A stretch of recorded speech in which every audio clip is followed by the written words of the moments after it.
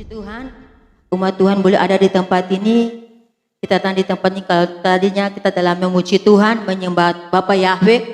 Tadi Tuhan telah menyerahkan semua pengagungan kita kepada Bapa Yahweh. Saatnya kita akan dengar apa maunya Bapa Yahweh untuk hidup kita. Ada saudara, dalam ibadah itu ada timbal balik ternyata ya.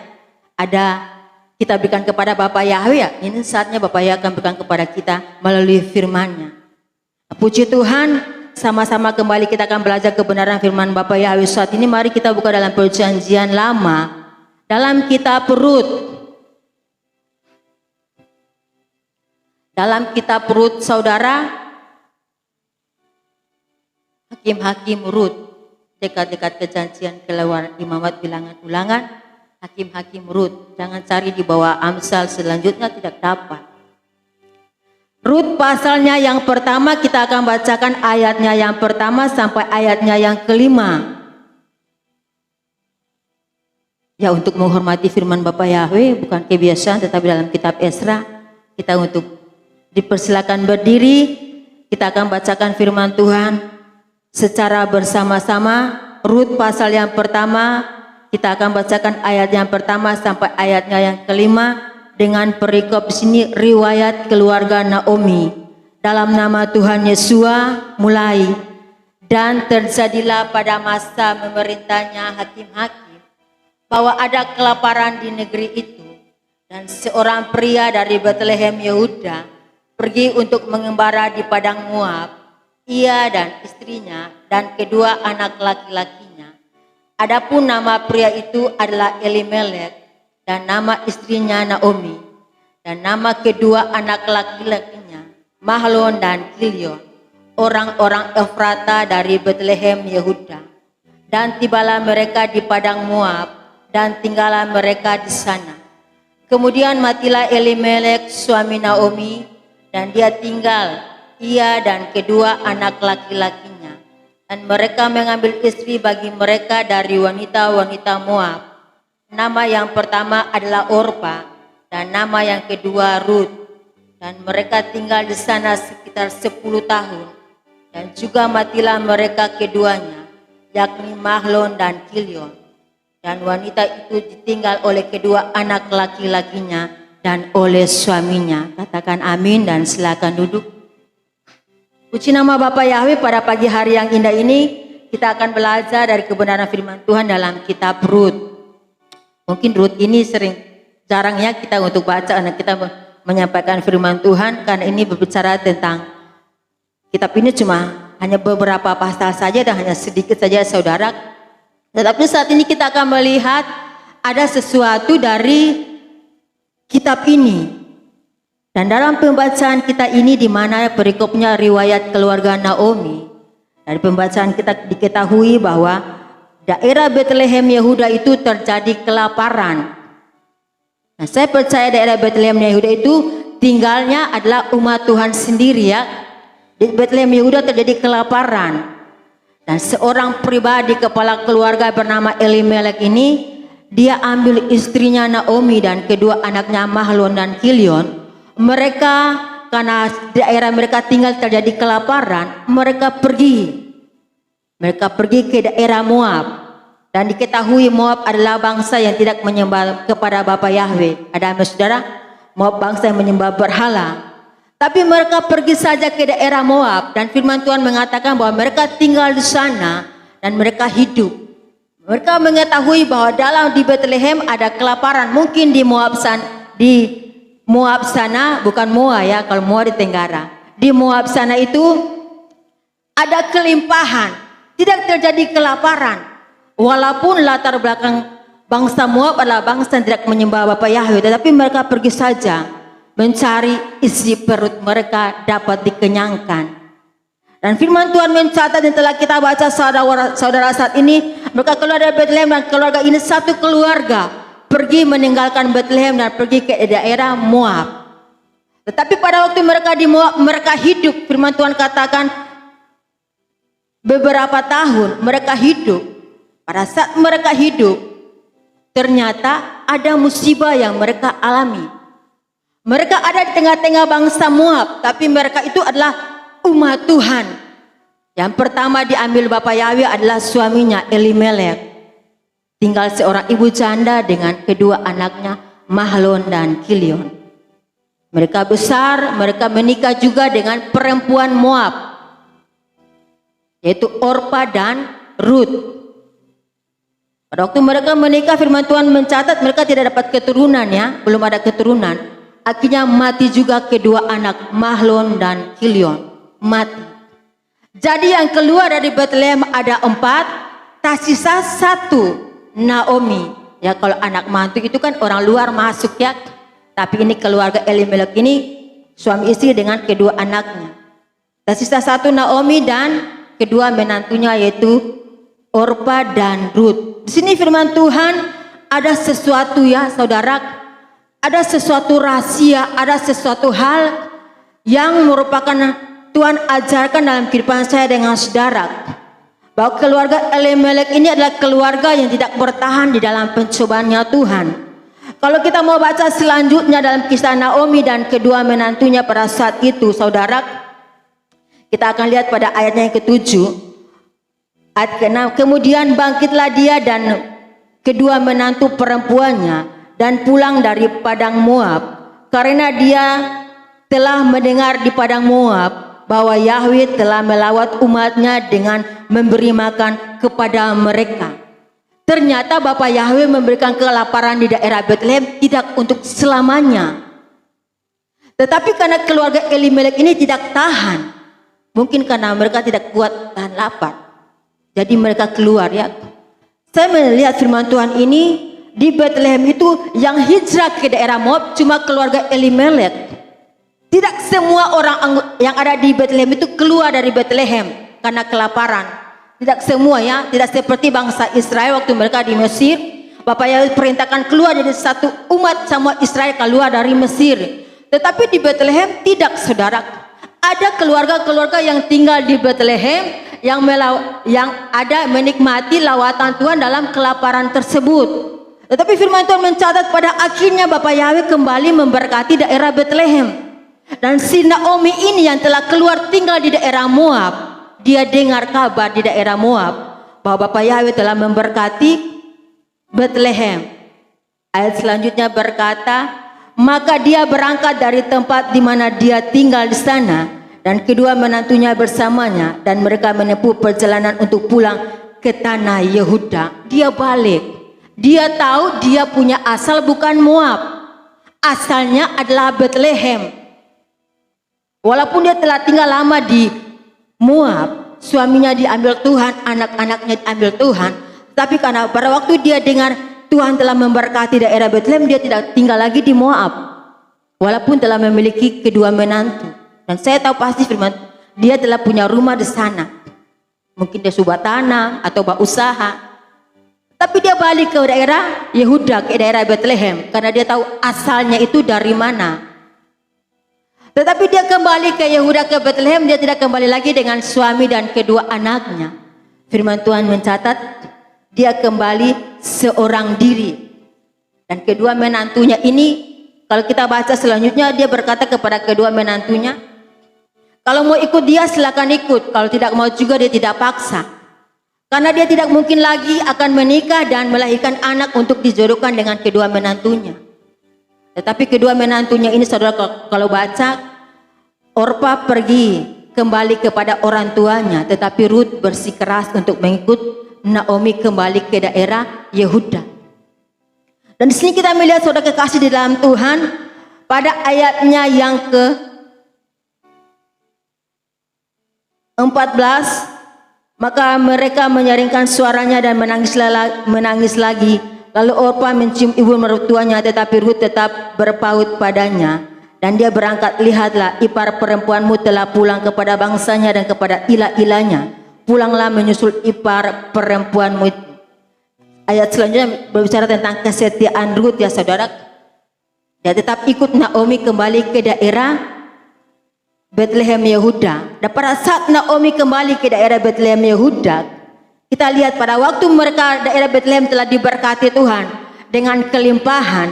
Orang-orang di sana telah diberkati Tuhan dengan kelimpahan. Naomi kembali lagi, kembali seorang diri sebagai seorang janda. Dan ayat yang ke-19 berkata, dan pergilah keduanya hingga mereka tiba di Betlehem. Dan terjadilah pada saat mereka tiba di Betlehem, maka seluruh kota terperanjat karena mereka. Dan mereka mengatakan, bukankah ini Naomi? Dan dia berkata kepada mereka, jangan panggil aku Naomi, panggillah aku Mara, karena yang Maha Kuasa telah membuatku sangat pahit. Pada waktu dia pergi ke daerah Moab dengan suatu harapan di sana mereka bisa hidup, mereka dapat berbuat, dan mereka bisa memiliki keturunan. Tetapi di daerah Moab mereka dilawat oleh Bapa Yahweh.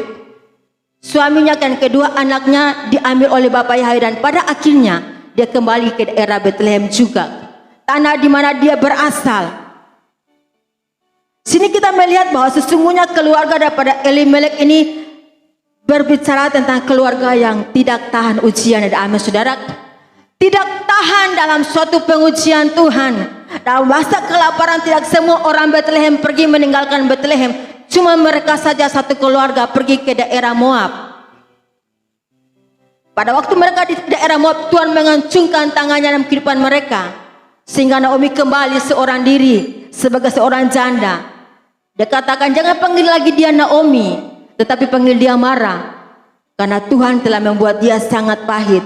Keluarga Elimelek berbicara tentang keluarga yang tidak tahan dalam pengujiannya Tuhan, yang mau mencari jalan keluar dengan kekuatannya sendiri. Ada amin saudara, yang mau mencari jalan keluar dengan kekuatannya sendiri. Pada akhir zaman nanti ini kita akan diuji oleh Tuhan. Jadi kepala keluarga harus kuat dengan Tuhan juga. Setiap kehidupan kita akan diuji oleh Tuhan ya saudara. Sehingga Tuhan inginkan setiap rumah tangga Kristen itu tetap kuat di dalam Tuhan, tetap berpaut hanya kepada Bapa Yahweh. Jangan pergi meninggalkan Bapa Yahweh. Contoh dan bukti nyata keluarga Elimelek meninggalkan Bethlehem, akhirnya terjadi lawatan Tuhan. 3, meninggal ya, dan dia pulang sendiri seorang diri saja di daerah Bethlehem. Itu kalau mau dibilang sangat sakit luar biasa ya saudara. Saya baru kehilangan mama saya saja saya merasa sedih ya, apalagi ini kehilangan suami dan kedua anak. Keluarga Elimelek keluarga yang tidak tahan ujiannya Tuhan, mau cari jalan keluar dengan kekuatan sendiri, tidak melihat apa yang menjadi rencana Tuhan dalam kehidupan dia. Dan pada akhir zaman ini Tuhan ingatkan setiap jemaat Tuhan, kekasih-kekasih Tuhan, kita yang ada di satu lingkungan, satu tempat yang benar-benar hidup sesuai dengan kebenaran firman Tuhan. Jangan lagi kita kesana kemari ya, jangan lagi kita pindah-pindah. Banyak nanti terjadi pada akhirnya setiap pribadi itu, kalau firman Tuhan kena dia tersinggung atau selalu ditegur dengan firman Tuhan, lawatan Tuhan, terus mulai tersinggung. Aduh, jangan lagi di El Gibor. Sudah juturan jadi jemaat di sana, pindah ke satu tempat, pindah lagi ke satu tempat, pindah dan pindah. Tidak akan habis-habisnya ya saudara. Selama saya dengan saudara hidup, dimanapun kita berada, kalau Tuhan bentuk kita di tempat itu, bertahan. Ada amin saudara, tetap bertahan. Kalau mau pindah di gereja lain, pindah di tempat lain, tetap pengujian yang sama. Kecuali pindah di surga, aman. Ada amin saudara. Itu pun kalau masuk surga lagi ya. Selama masih ada di dunia, Tuhan telah tetapkan kita di pelayanan ini, yang telah mengenal Bapa Yahweh secara pribadi, yang telah menyembah nama Tuhan sesungguhnya. Walaupun secara manusia, sebagai manusia, seringkali kita dalam melakukan kebenaran firman Tuhan masih banyak kekurangan, tapi kita manusia. Ada amin saudara. Dan Bapa Yahweh tahu hal itu. Tetapi jangan sampai kita membuat kelemahan kita ini seperti kelemahan kita ini kita jadikan seperti sesuatu alasan. Kita selalu jatuh dalam dosa. Oh Tuhan, saya ini kan manusia, roh penurut daging lemah.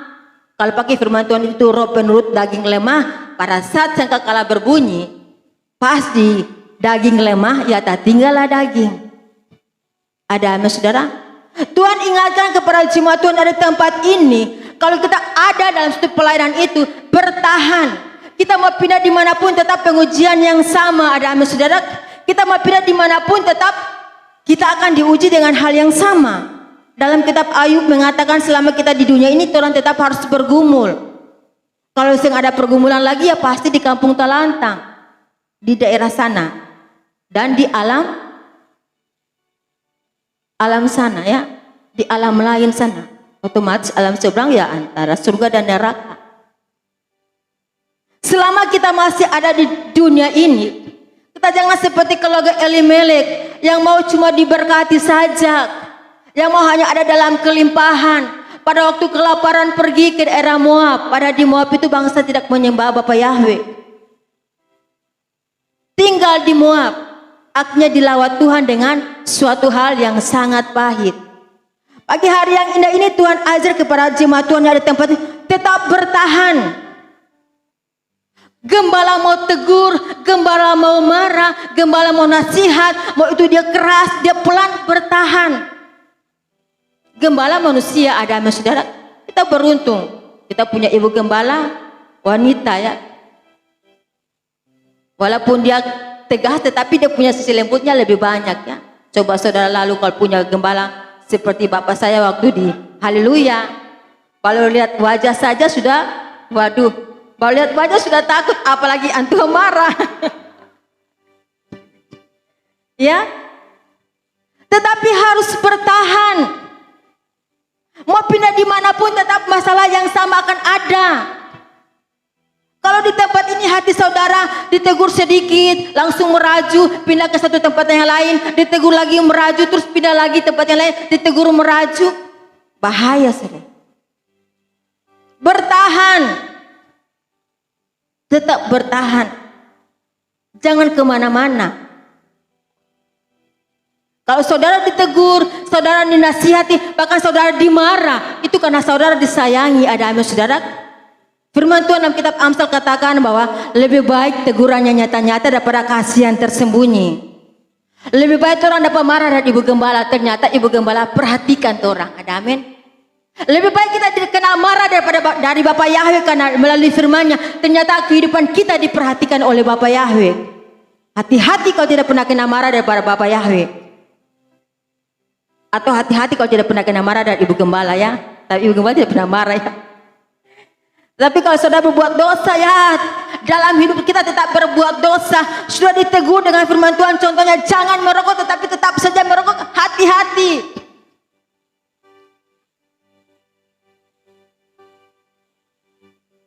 Kita minum mabuk, sudah ditegur dengan firman Tuhan, jangan, hati-hati. Tetapi kalau kita tetap lakukan, hati-hati saudara. Jangan pikir Tuhan masih kasih biar, oh, jangan apa-apa, sedikit saja. Lihat, Nu saja mabuk. Tapi Nu mabuk lainnya dengan orang sekarang ini mabuk ya. Nu saja dia minuman, dia minum anggur, dia mabuk. Kalau dosa yang seringkali kita lakukan, terus kita ditegur dengan firman Tuhan, itu bersyukur. Ternyata Bapak Yahweh punya mata ini lihat orang, ada saudara. Dan Bapak Yahweh masih memberikan kepada kita kesempatan untuk kita bisa berubah. Tapi saatnya nanti, jangan sampai Bapak Yahweh telah mengeraskan hati kita untuk dengar firman Tuhan. Seperti pribadi daripada Raja Firaun. Bapak Yahweh keraskan hati, siapa yang bisa kasih lembut? Kalau Bapak Yahweh telah melembutkan hati, siapa bisa kasih keras? Bapak Yahweh telah buka, siapa bisa tutup? Sing ada bisa. Di dunia ini sing ada apa-apanya ya saudara. Sehingga pada pagi hari yang indah ini Tuhan ajar kehidupan saya dengan saudara. Di waktu kita menghadapi masalah, tantangan, pergumulan, tetap bertahan. Karena tetap ada jaminan, ada berkat di balik semua masalah yang kita alami. Ada amin saudara. Jangan pernah kita lari sana sini. Akhirnya yang saya dapat ya saudara dari firman Tuhan ini, saya merenungkan firman Tuhan ini, Tuhan kita tidak bisa, kalau punya masalah kita tidak bisa lari ke sana, tidak bisa lari ke sini, pindah-pindah gereja, tidak bisa. Akhirnya di hati saya dikatakan, hati nurani saya berkata bahwa yang harus kita ubah itu hati kita. Ada amin. Yang harus kita ubah itu hati kita. Kalau kita dimarah, ditegur, dinasihati, diuji Tuhan, yang harus kita bentuk itu hati kita harus kuat. Orang sebagai anak Tuhan jangan lagi seperti telinga tipis. Bicara sedikit langsung merajuk. Dibilang sedikit tidak mau dengar. Bebal. Firman Tuhan dalam kitab Amsal juga katakan, besi menajamkan besi. Jangan pikir di tempat ini kita semua adalah malaikat. Tidak. Ada amin saudara? Kita manusia. Suatu saat nanti kita akan semua saling dibentuk. Saya akan berkata kepada Ibu Tina satu hal yang mungkin melukai hatinya. Bukan lantas Ibu Tina marah kepada saya. Bentuk hati sendiri ya Ibu Tina. Atau ada orang berkata kepada saya yang membuat hati saya, oh ini orang dia pikir kasih keluar kata itu sakit kasih kita dengar. Tapi bukan langsung saya marah. Contohnya Bapak Lloyd katakan kepada saya membuat hati saya sakit. Bukan langsung saya marah kepada Bapak Lloyd. Terus waktu ketemu Bapak Lloyd, shalom. Wajah seperti tidak ada senyum. Pas shalom, balik lagi jadi siluman. Bapak Lloyd itu begini, dan begini. Ada amin sudah? Tapi pada saat kita dibentuk, kita harus bentuk hati kita. Ada amin. Jangan kita kesana kemari. Hati kita lah yang dibentuk. Hati kita lah yang diubah. Kalau hati kita diubah, hati kita dibentuk, otomatis kita akan menyerah dalam tangan Tuhan. Ada amin saudara. Seperti keluarga Elimelek, mereka keluar dan mereka balik. Cuma satu orang. Pagi hari yang indah ini Tuhan ajar umat Tuhan ada di tempat ini. Kedepannya nanti kita akan saling digesek ya. Dalam kitab Amsal, besi menajamkan besi. Kita akan saling diuji. Kita akan saling diuji oleh Tuhan. Jangan kita pikir, ini Ibu Mona sebuah bawa firman, tapi bicara, paling bikin hati sakit. Saya bukan malaikat ya. Mungkin diizinkan Tuhan untuk menguji kehidupan saudara. Dan kita akan saling diuji. Bukan berarti kita harus saling membenci, tidak ya. Kita ubah hati kita. Kalau toh kita diizinkan Tuhan diuji hal demikian, berarti hati kita masih ada perkara tersebut. Kalau hati kita masih ada kesombongan, ya kita akan diuji dengan hal-hal yang membuat kehidupan kita direndahkan. Kalau hati kita masih ada penuh dengan iri hati, akan kita diuji membuat hati kita tetap iri hati ya. Tapi kita harus berusaha. Karena Tuhan tahu kehidupan saya dengan saudara. Dan saudara jemaat Tuhan di tempat ini, mari tetap bertahan, jangan kesana kemari. Apapun yang terjadi tetap ikut Tuhan, ikut Bapak Yahweh. Karena keluar daripada Bapak Yahweh, pokoknya saya tidak tahu lagi ya. Dalam kitab Petrus katakan iblis seperti singa-singa yang mengaum. Saya dengan saudara itu ada dalam lingkarannya Bapak Yahweh. Kalau orang keluar daripada Bapak Yahweh, maka jadi setan punya makanan nanti. Jangan keluar daripada Bapak Yahweh. Apapun terjadi bertahan. Ada amin saudara. Tetap bertahan terus. Bentuk hati kita sendiri supaya kita tetap kuat. Karena kalau orang keluar daripada Bapak Yahweh, kalau saudara bukan pilihan, saudara lari dari pelayanan saudara bukan pilihan, otomatis ya nanti saudara diubah oleh Tuhan lagi. Tapi kalau saudara pilihan, maka tangan Tuhan yang akan Tuhan ancurkan untuk kehidupan saudara. Sakit saudara. Kalau Tuhan tegur terus masih bisa hidup dan bisa perbaiki kehidupan, masih diberikan kesempatan Tuhan untuk hidup, masih bisa perbaiki kesalahan kita, ya puji Tuhan. Tapi kalau Tuhan tegur langsung off dead, langsung ada orang khotbah berharga di hadapan Tuhan, kematian orang yang dikasihnya, sehingga ada kesempatan untuk bisa berubah. Untuk itu pagi hari yang indah ini, mari tetap bertahan dengan Tuhan, tetap kuat dengan Tuhan. Kita akan baca ayat referensi saya pada pagi ini dalam kitab Ayub.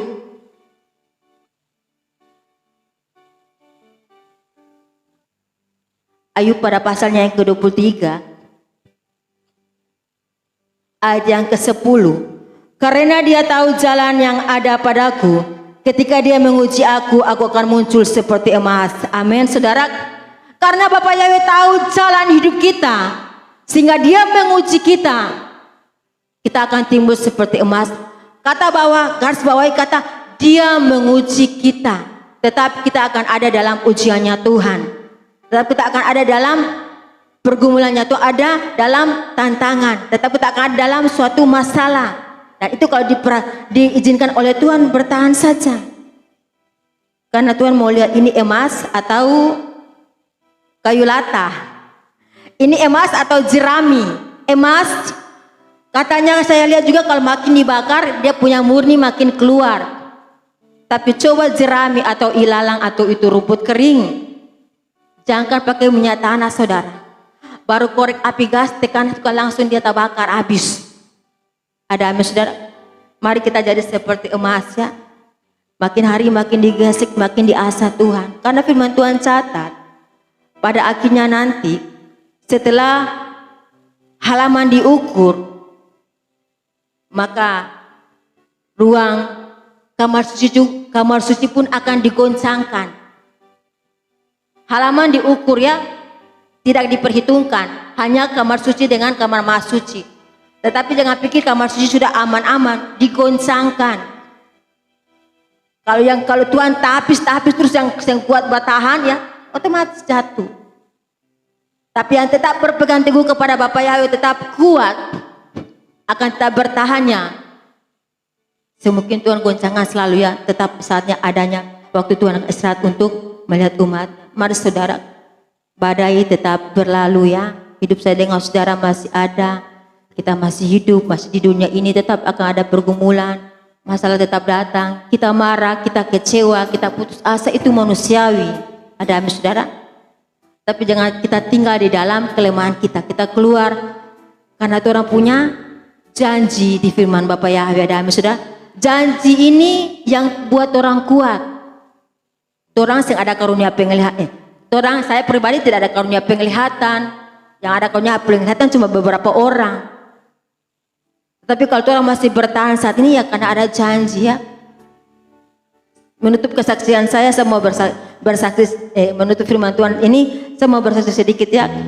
Ternyata waktu saya ini renungkan firman Tuhan ini firman Tuhan terjadi dalam kehidupan saya saudara. Tahun 2016 waktu itu karena usaha kami ini berdekatan dengan tetangga. Terus mereka bangun tembok tinggi sehingga orang tidak bisa masuk datang belanja di usaha kami. Terus saya dengan suami saya bilang, aduh bagaimana ini, orang punya usaha, orang sudah halangi. Orang mau di Ambon, cuma ojek. Ya orang ke Manado saja ya. Ini untuk cari pengalaman baru. Mungkin di Manado kita akan lebih diberkati karena pikir Manado sana kan banyak perusahaan, banyak tempat-tempat kerja yang bisa kita kerja. Suami saya kerja, saya bisa melayani. Waktu itu juga karena pelayanan haleluya. Kami nih orang tua sakitnya jadi pikir biar saja ada mama dengan papa, walaupun mama sakit ada papa yang urus ya. Kita pergi saja ke Manado. Manado sana kan kota besar, enak di sana.